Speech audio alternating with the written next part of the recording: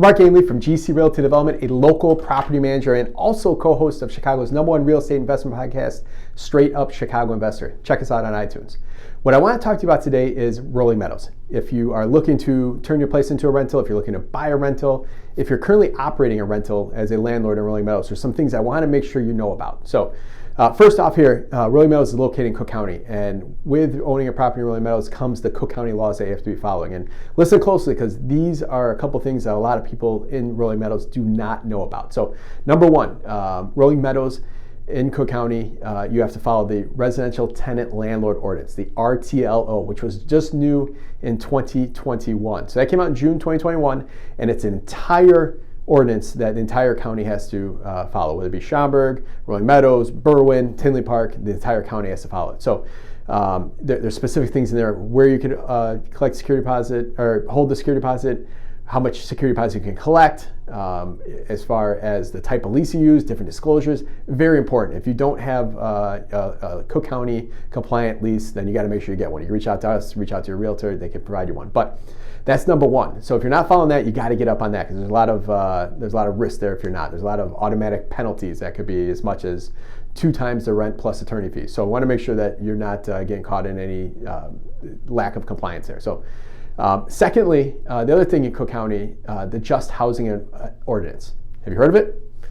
A lot of people have not. But the Just Housing Ordinance basically says that as a Cook County law, you have to underwrite interested applicants for your rental a certain way. And if you're not following it, there's steep risks for that could come back and haunt you. So Just Housing Ordinance, got a link down here. If you don't know about it, learn about it, at least know what your risk is if you're not going to follow it even. But these two things in Cook County are super important. So a lot of people don't realize that they don't just have to follow the Rolling Meadows rule, they have to follow these Cook County rules. So make sure those two things are super important that you're up to date on.